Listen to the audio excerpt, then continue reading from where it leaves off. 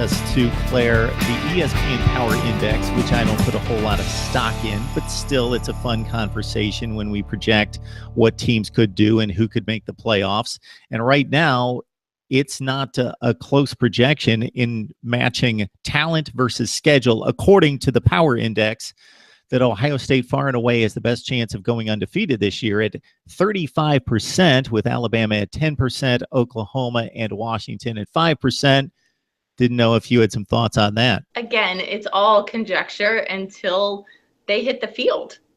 We'll find out very quickly how good Ohio State's chances are. And this is the other difficult part, is that we've seen Ohio State teams that had no business going undefeated. 2012 is the perfect example, that overachieved. And then we've seen a 2015 team that projected to be, there was nobody that was going to beat that team, and they fell short.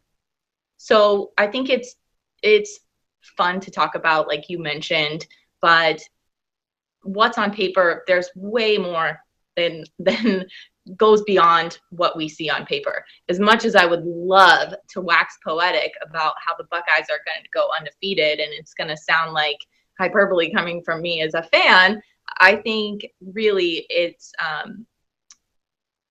difficult to say whether what comes out on paper is actually going to happen. I would love it. So the obvious pitfalls would be the home game against Penn State in late October and the trip to Ann Arbor the last day of the season at Michigan. Those would be the obvious ones, but I'm going to throw out two wild cards because we did see an undefeated Michigan team go to Iowa City and lose to the Hawkeyes on the road, and so Iowa can be very dangerous at home. That could be a night game, so that's a road game against the Big Ten West. And a similar foe, even though Buckeye fans might laugh because it was 62-3 in Columbus, they do have a trip to Nebraska, and the last time they went there, they blew a big lead when Braxton Miller got hurt in 2011.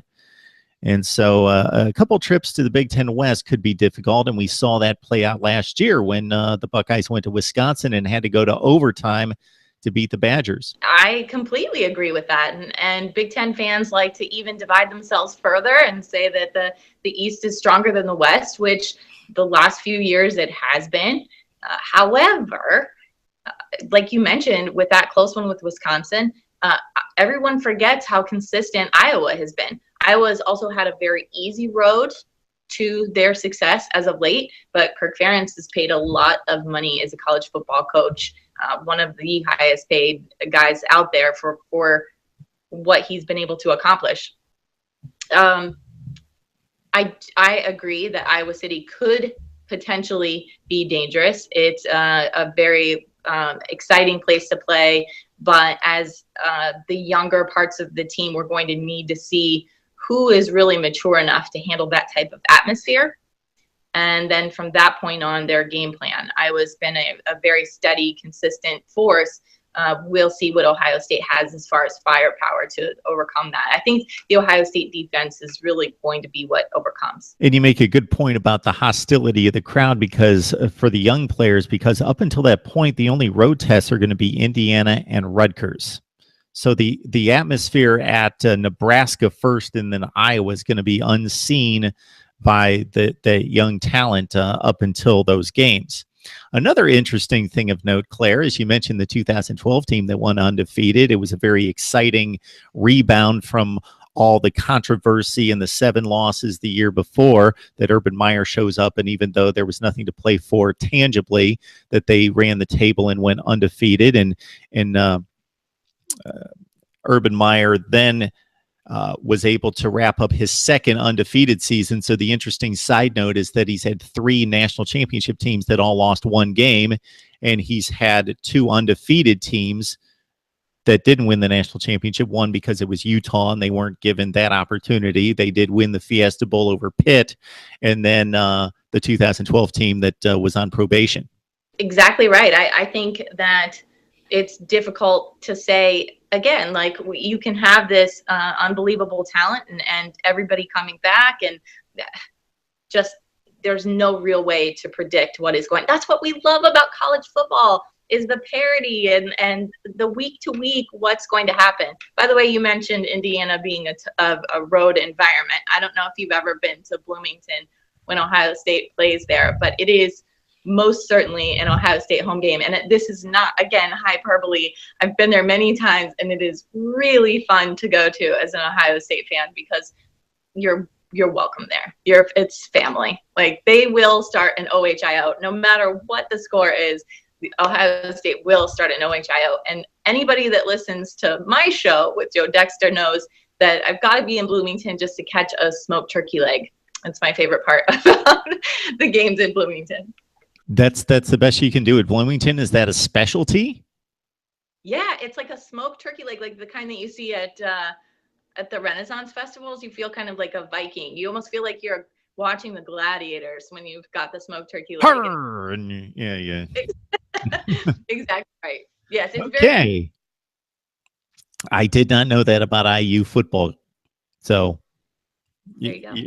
It's a fun discussion, and it's an informative discussion with Claire Crawford from the Ozone. We appreciate it, Claire. And before we let you go, you mentioned your show with Joe Dexter. So where can we find you? You can find me on theozone.net. Joe and I have a show called Oh Hail No. We definitely have a lot of fun. Joe and I have been doing the show for a very long time, and we're brand new to the Ozone. So you'll definitely have to head over there, take a listen. You can also find me on Twitter. It's just Buckeye Claire, Claire with no E. And yeah, just take a look. And by the way, Claire, I might be wrong, but I would bet a few bucks that I'm right in your earlier description of the Woody Hayes incident and him having the rug created that reminded the players of the previous Michigan game. So this is my educated guess in knowing Ohio State football. 1968, the Buckeyes win the national championship. They run through 69 undefeated to the Michigan game. Bo Schembechler's first year at Ann Arbor, pull off a huge upset against the Buckeyes, 24-12. I think that one hurt more than any for Woody Hayes, and I believe that was the 24-12 was the score of the 1969 game that led to the 1970 game, which I believe was the famous Woody Hayes going for two, up 48-14 late in the game, and being asked after the game, why did you go for two? And he said, because I couldn't go for three.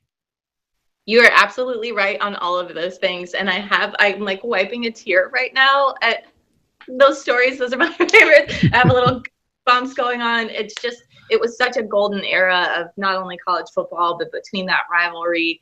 And again, as Ohio State fans, we look at Jim Harbaugh and some of the crazy antics, or the fact that the rivalry has been a little unbalanced. But it, in my opinion, will always be the greatest rivalry in sports, and I'm hanging on to it.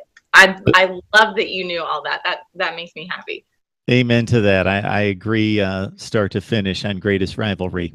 And it's a great discussion, and it comes up the last week of college football every year. Ohio State, Michigan, Auburn, Alabama, Army, Navy, which I put in a different category because of obvious reasons. But Ohio State, Michigan, despite or regardless of what the records are or what the recent series has been, I think ranks as the best. All right, Claire, I appreciate it. It's always a good time. Thank you so much again, Mark.